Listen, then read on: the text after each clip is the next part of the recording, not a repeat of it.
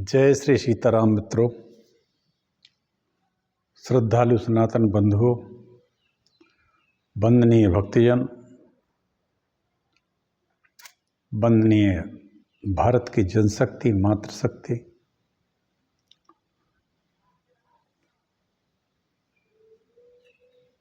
भारत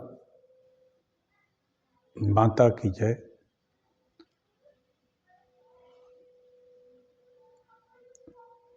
आइए हम सब भगवान नरसिंह के पुराण की कथा चल रही है, आप सब सुने। पुराण हमारे सनातन साहित्य के महान रत्न ग्रंथ हैं। उन्हीं में से नरसिंह पुराण 11वें स्थान पर आता है। वैसे मैं रोज ही कहता हूँ, हमारे 18 मुख्य पुराण हैं, उसमें से 11वें स्थान पर नरसिंह पुराण आता है। मित्रों, आप लोग तो सुने ही, साथ में अपने बच्चों को भी आदत डालें सुनने की और पढ़ने की। स्वयं पढ़ें, पाठ करें तो अच्छा है। फिर भी जहाँ भी सुनने को मिले तो सुने जरूर। नरसिंह पुराण एक ऐसा पुराण है कि यदि आप भगवान नरसिंह की आराधना करते हैं तो मैंने इस पुराण में बताया है कि उस व्यक्ति पर कभी विपत्ति नहीं आती, क्योंकि भगवान नरसिंह विपत्ति को दूर करने के लिए ही प्रकट हुए थे। यह एक काव्य सप्ताह था। चूँकि बच्चे बड़े सहृदय होते हैं, शुद्ध होते हैं, उनमें कोई किसी तरह की मायावी लक्षण नहीं होते। प्रहलाद ने केवल भगवान का स्मरण किया, भगवान प्रकट हो गए। नहीं तो हमारे तो करोड़ों जन्म महात्माओं के बीत जाते हैं, सपन में भी दर्शन नहीं होते हैं। प्रत्यक्ष तो बहुत बड़ी बात है। चलिए, वंदे मातरम।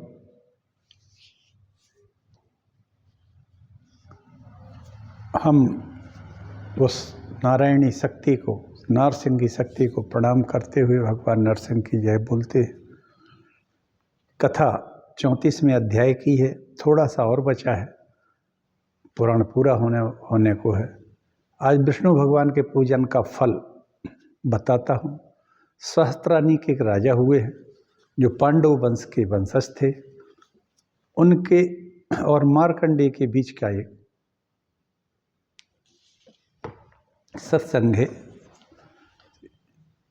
सुनिए। एक छोटा सा मंगलाचरण करते हैं, इसके बाद कथा प्रारंभ करते हैं।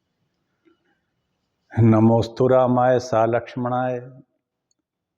ये मंगलाचरण का मैं हमेशा प्रथम श्लोक कहता हूँ। मित्रों, आप लोग इसको सुनिए, लिख लीजिए। ये हनुमान जी द्वारा की हुई वंदना है भगवान की। जब लंका में गए थे हनुमान जी, माता जानकी जी नहीं मिल रही थी, तब उन्होंने वहीं ये वंदना भगवान के चरणों में की थी। ये वाल्मीकि कांड में, वाल्मीकि रामायण में, सुंदरकांड में। इसमें इस श्लोक में सभी देवताओं की वंदना हो जाती है।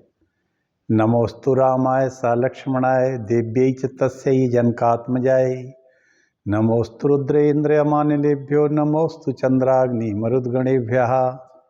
अखंड मंडलाकारं व्याप्तमेन चराचरं तत्पदं दर्शितमेन तस्मै श्री गुरुवे नमः। वक्रतुंड महाकाय सूर्यकोटि समप्रभा निर्विघ्नं कुरु मे देव सर्वकार्येषु सर्वदा। नारायणं नमस्कृत्य नरं चैव नरोत्तमं देवीं सरस्वतीं व्यासं ततो जयमुदीरयेत्। भवानी शंकरो वंदे श्रद्धा विश्वास रूपिणौ याभ्यां विना न पश्यन्ति सिद्धाः स्वान्ताः स्थमीश्वरम्। नमो देव्यै महादेव्यै शिवायै सततं नमः। नमः प्रकृति भद्रायै नियता प्रणतः स्मताम्। अयोध्या मथुरा माया काशी कांची अवंतिका पुरी द्वायावती गेया सप्तैता मोक्षदायका। भक्त भक्ति भगवंत गुरु चतुर्नाम बपु एक तिनके पद बंधन करो नासत विघ्न नेक। सियावर रामचंद्र की जय।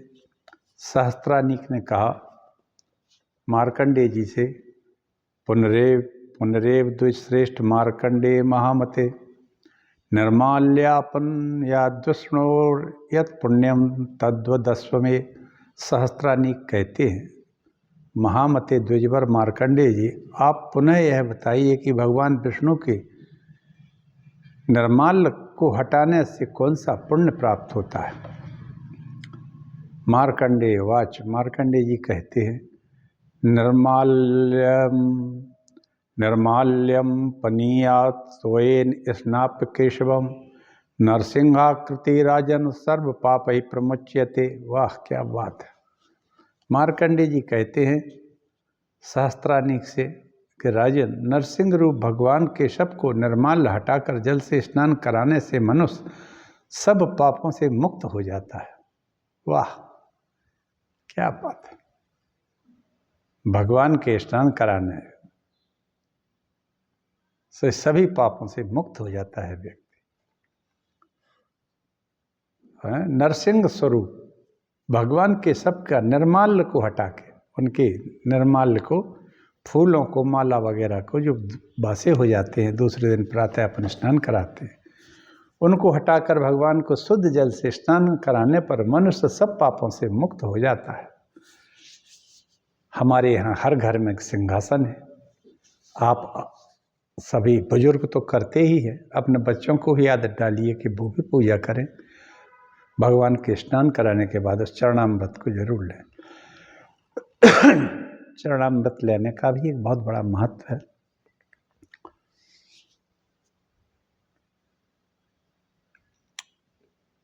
सदैव चरणामृत लेना।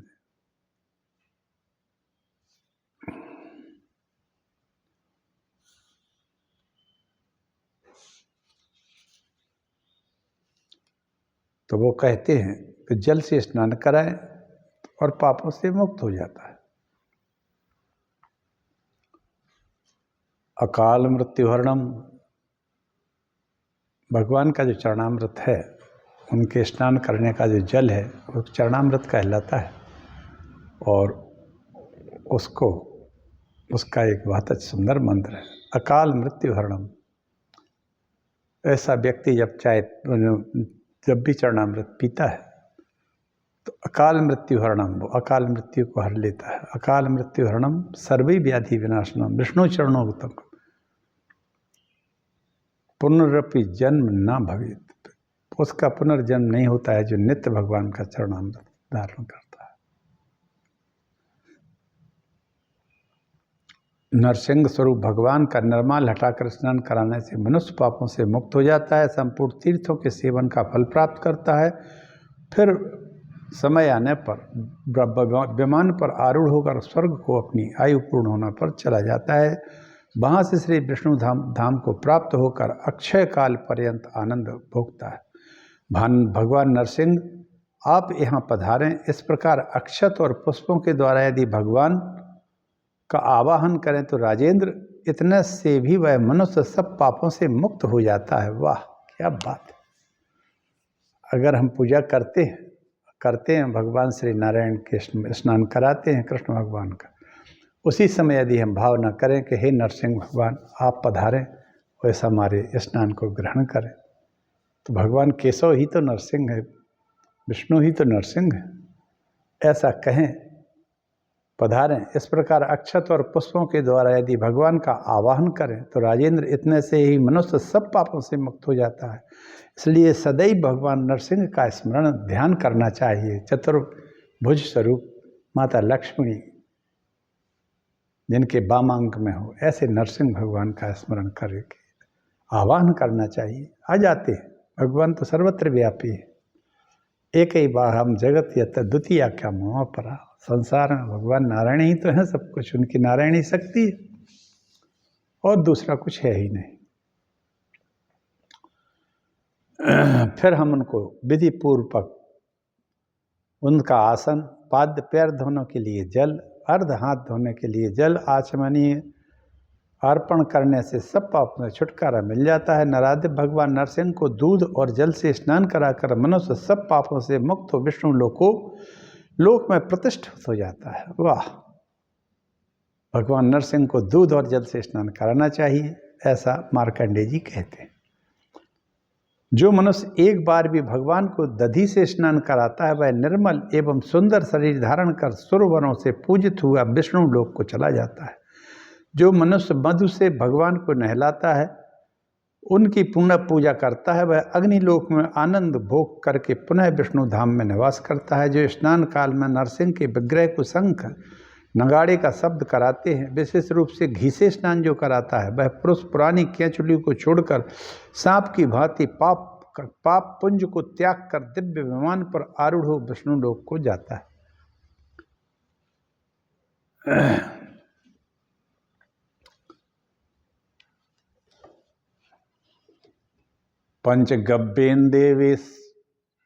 पंचगव्येन देवेशम या स्नाप्यति भक्तितः मंत्रपूर्वम महाराज तस्य पुण्यम अनंतकम।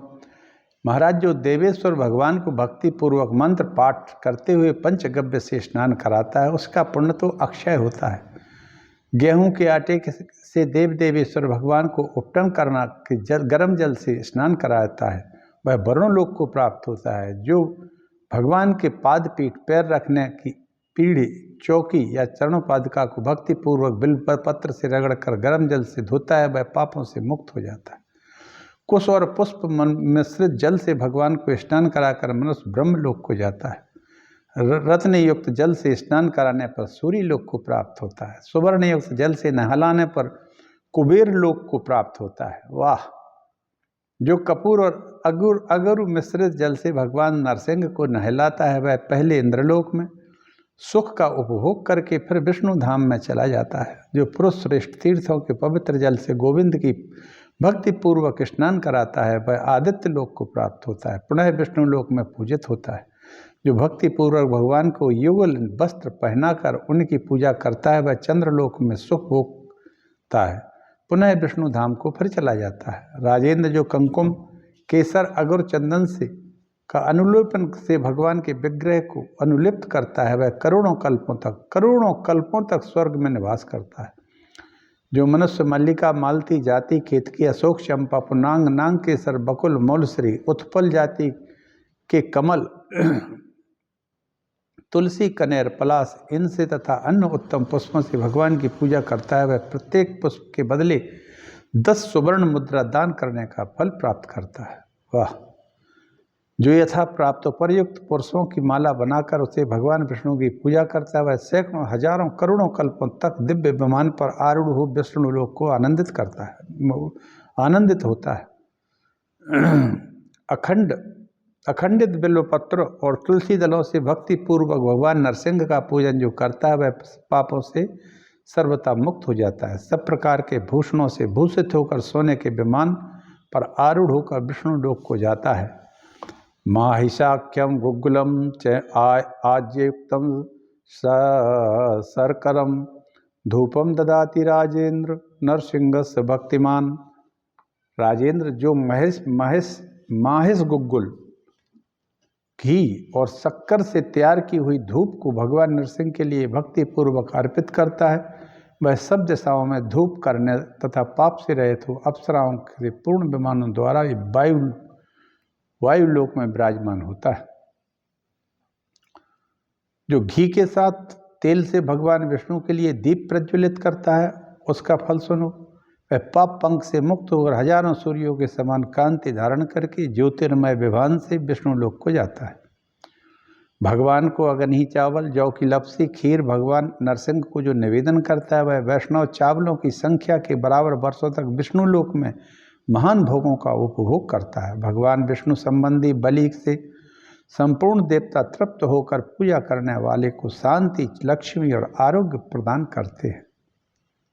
भगवान विष्णु संबंधी बलि से संपूर्ण देवता तृप्त होकर पूजा करने वाले को शांति, लक्ष्मी और आरोग्य प्रदान करते हैं। कहने का मतलब यह है कि भगवान श्री हरि का जो पूजन करता है इन सब साधनों से, उनको संपूर्ण देवता भी वरदान देते हैं, लक्ष्मी देते हैं, आरोग्यता देते हैं, शांति देते हैं। प्रदक्षिणेन चैकेन देवदेवस्य भक्तितः कृतेन यत् फलं नृणाम तच्छृणुष्व नृपात्मजा। राजकुमार, भक्ति पूर्वक देव विष्णु की एक बार प्रदक्षिणा करने से, वाह, मनुष्यों को जो फल मिलता है उसे सुनो। वह सारी पृथ्वी की परिक्रमा करने का फल प्राप्त करके वैकुंठ धाम में निवास करता है। जो भगवान की एक बार प्रदक्षिणा कर ले वो संपूर्ण पृथ्वी की प्रदक्षिणा का फल प्राप्त उसको हो जाता है, क्योंकि भगवान के एक एक रोम में ब्रह्मांड बने बसे हुए हैं। ऐसा हमने श्रीमद् भगवद गीता में कृष्ण भगवान के मुख से सुना है, जो अर्जुन से उन्होंने उपदेश दिया। उसने अनायास ही धर्म अर्थ काम और मोक्ष फल प्राप्त कर लिया। जो स्तोत्र और जप के द्वारा मधुसूदन की उनके समक्ष होकर विस्तुति करता है वह समस्त पापों से मुक्त होकर विष्णु लोक में पूजित होता है। जो भगवान के मंदिर में शंख तुरही आदि बाजों के शब्द को सुनता है वह मनुष्य भी विष्णु धाम को जाता है।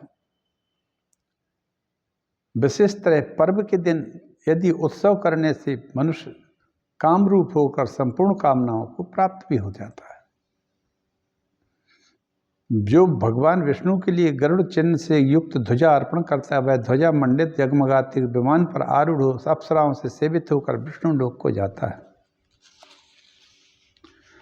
सुवर्णाभरणैर दिव्यैर्हार केयूरकुंडलैः मुक्ताभरणाद्यैव यो विष्णुं पूजयेन्न नरेश्वर। जो सुवर्ण से बने हुए दिव्य हार, केयूर कुंडल, मुकुट आदि आभरणों से भगवान विष्णु की पूजा करता है वह बुद्धिमान सब पापों से मुक्त हो, आभूषणों से विभूषित हो।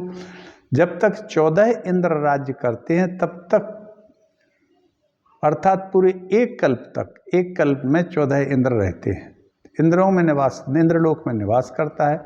जो विष्णु की आराधना करके उनके लिए कपिला गौ का दान करता है और भगवान नरसिंह के समक्ष उसका उत्तम दूध थोड़ा सा भी अर्पण कर दे, वह विष्णु लोक में सम्मानित होता है। इस प्रकार जो नरश्रेष्ठ नरसिंह स्वरूप भगवान विष्णु का पूजन करता है उसे स्वर्ग और मोक्ष दोनों ही प्राप्त हो जाते हैं, इसमें संशय नहीं। कितना सरल है और कितना आदमी कठिन बना देते हैं किसी चीज को। इतना सरल कितना हो सकता है कि भगवान विष्णु का चरणामृत, भगवान विष्णु को पंचगव्य से स्नान, भगवान विष्णु भगवान को धूप दीप पुष्प फल इत्यादि देने से सीधा विष्णु लोक को भगवान बुला लेते हैं। एक तरह से ये कहें कि उसको भोग सब मिल जाते हैं, साथ में मोक्ष मिल जाता है। ये सबसे बड़ी बात, इसमें संशय नहीं। और ये मार्कंडेय जी कह रहे हैं राजा सहस्त्रानीक से, जो कि अर्जुन के पौत्र के पौत्र थे। नृप, जहाँ मनुष्य इस प्रकार भगवान नरसिंह का पूजन होता है वहाँ रोग अकाल और राजा तथा चोर आदि का भय नहीं होता। इस विधि से लक्ष्मीपति नरसिंह की आराधना करके मनुष्य नाना प्रकार के स्वर्ग सुख भोगता है और पुनः उसे संसार में जन्म लेकर माता का दूध नहीं पीना पड़ता, वह जीवन मुक्त हो जाता है। जिस गांव में भगवान मंदिर के निकट प्रतिदिन घी और तिल से होम होता है उस गांव में अनावृष्टि, महामारी आदि दोष, अग्निदाह आदि किसी प्रकार का भय नहीं होता। जिस गांव में मालिक वेद मंत्रा ब्राह्मणों द्वारा नरसिंह भगवान की आराधना कराकर 1 लक्ष होम करता है वहाँ मेरे कथन के अनुसार यह कार्य संपन्न होने पर महामारी आदि प्रत्यक्ष उपद्रव से कर्ता का तथा उस गांव जनपद में रहने वाली प्रजा का अकाल मरण नहीं होता। इसलिए भगवान नरसिंह के मंदिर में भली प्रकार आराधना करनी चाहिए। नरेश, इस प्रकार शंकर जी के मंदिर में भी संयमशील ब्राह्मणों द्वारा उन्हें भोजन और दक्षिणा देकर 1 करोड़ की संख्या में हवन कराना चाहिए। नरश्रेष्ठ, उसके करने पर भगवान नरसिंह के प्रसाद से प्रजा वर्ग का आकस्मिक उपद्रव और मृत्यु भय शांत हो जाता है। घोर दुख स्वप्न देखने पर और अपने ऊपर ग्रहजन्य कष्ट आने पर होम ब्राह्मण भोजन कराने से उसका दोष मिट जाता है। दक्षिणायन या उत्तरायण आरंभ होने पर विषुव काल में, विषुव काल कहलाता है जब दिन और रात बराबर हो, वह विषुव काल कहा गया है। ऐसा समय साल में सिर्फ 2 बार आता है जब दिन और रात्रि बिल्कुल बराबर होते हैं। इसको विषव काल कहते हैं। इस समय किया हुआ जो भी ये कर्म वो अक्षय होता है। सबको जानना चाहिए कि क्या कहलाता है।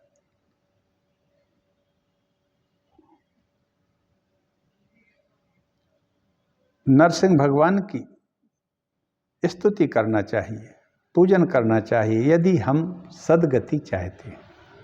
और सद्गति तो सभी चाहते हैं, कोई दुर्गति तो चाहता नहीं है। भले ही हमारे कर्म दुर्गति जैसे हों, लेकिन चाहते हम सद्गति ही है। तो सद्गति चाहना हो तो भगवान नरसिंह की आराधना करना चाहिए।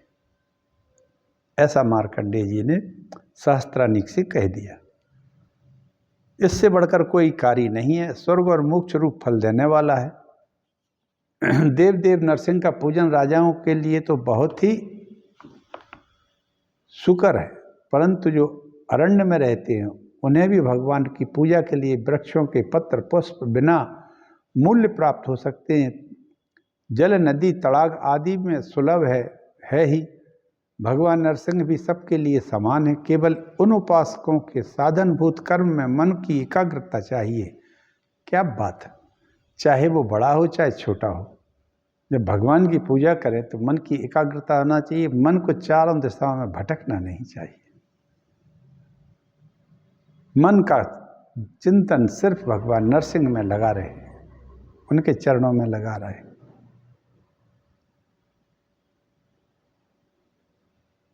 एकाग्रता चाहिए कर्म में, मन की एकाग्रता। हम जो कर्म कर रहे हैं भगवान की सेवा का, उसमें एकाग्रता चाहिए, जिससे जिसने मन का नियमन कर लिया है मुक्ति उसी के हाथ में है। मार्कंडेय जी कहते हैं जिसने मन का नियमन कर लिया मुक्ति उसी के हाथ में है। दिने दिने तम कुरु विष्णु पूजाम बदस्व चान्यत कथयामि किमते। मार्कंडेय जी बोले इस प्रकार, भृगु की आज्ञा से मैंने तुम्हें यहाँ भगवान विष्णु की पूजन का वर्णन कर दिया है। तुम प्रतिदिन भगवान विष्णु का पूजन करो और बोलो। अब मैं तुम्हें और क्या बताऊं। क्या है, भृगु महाराज की और सहस्त्रानीक की चर्चा चल रही थी। सहस्त्रानीक भृगु जी से प्रश्न पूछते हैं। भृगु जी का समय हो गया था जाने का, तो उन्होंने मार्कंडेय जी को बुला के कहा कि इनकी बातों का समाधान करिए।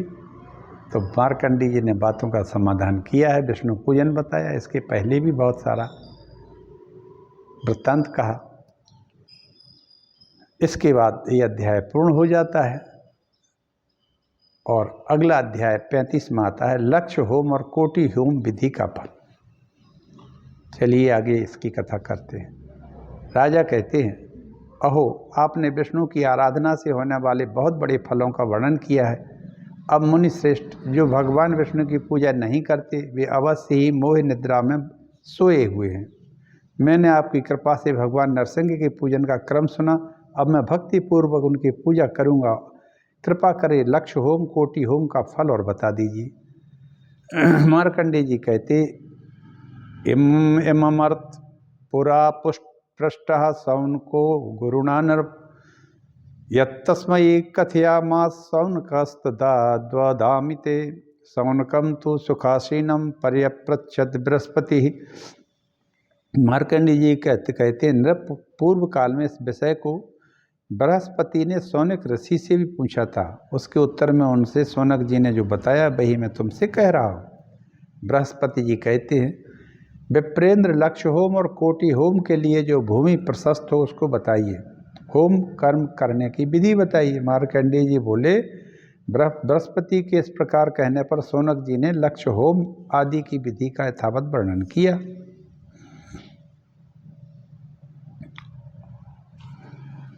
उन्होंने कहा, जो भूमि अच्छी तरह से संस्कार की हुई हो, एक जैसी बराबर हो, उबड़ खाबड़ ना हो, सभी बातें संगठित हो, पूर्व की भूमि उत्तम, चिकनी की अपेक्षा बराबर भूमि अच्छी है, उससे भी सुसंस्कृत भूमि उत्तम। विशेष रूप से गंगाजल पंचगव्य आदि छिड़क कर शोधन करे। जब भूमि का कुंड के बाहर स्वच्छता के लिए मिट्टी और गोबर डाल लिपवाए, कुंड सब ओर से 1 हाथ लंबा और उतना ही चौड़ा होना चाहिए। यही कुंड का लक्षण है। 1 हाथ का सूत लेकर उसी के माप करके चारों ओर से बराबर चौकोर कुंड बनाना चाहिए। कुंड के ऊपर एक ओर से बराबर खूब विस्तृत मेखला बनानी चाहिए। उसकी ऊंचाई भी 4 अंगुल ही हो और वह सूत से परिवेष्टित हो। बेदी की बात हो रही है ये कि बेदी इस टाइप की बनाना चाहिए, इस जैसी हो। फिर यजमान को चाहिए कि ब्राह्मण उचित कर्म का पालन करने वाले वेद वेत्ता ब्राह्मणों को शास्त्रोक्त रीति से आमंत्रित करे। यजमान उन ब्राह्मणों को 3 रात्रि तक विशेष रूप से ब्रह्मचर्य व्रत का पालन करना चाहिए। कहने का आशय इनका यह है कि ब्राह्मणों को वेद वेत्ता वेद पाठी ब्राह्मणों को बुलाओ और वो ब्राह्मण हों जो इस कर्म के शुरू से लेके अंत तक ब्रह्मचर्य व्रत का पालन करें। ब्रह्म यजमान भी दिनों रात उपवास करके 10,000 गायत्री मंत्र का जप करे। फिर हवन आरंभ होना चाहिए।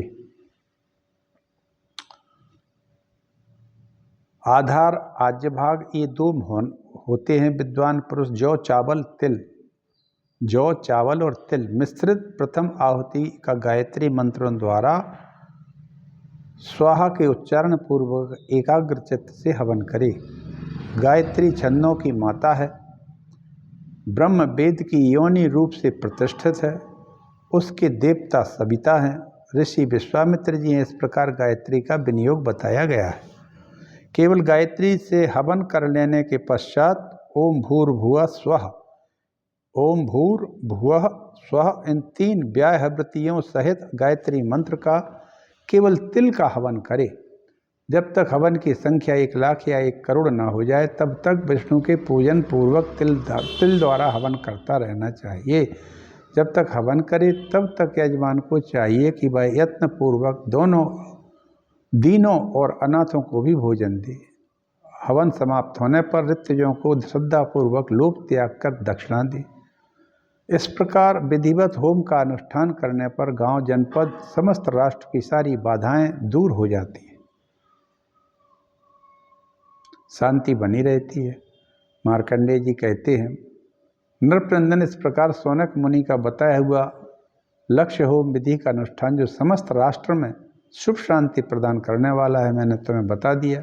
यदि ब्राह्मणों द्वारा पूर्वोक्त होम विधि ग्राम में, घर में अथवा पुर के बाहर प्रयत्न पूर्वक कराई जाए तो वहाँ भी मनुष्यों को, गायों को और अनुचरों सहित राजा को पूर्णतया शांति प्राप्त होगी। इसी के साथ में अब अपनी वाणी को विराम देता हूँ। वंदे मातरम। जय राष्ट्र। बोलो नरसिंह भगवान की जय। हर हर हर महादेव। भगवान नरसिंह आप सबकी रक्षा करें। आप सब लोग भगवत भक्त बने।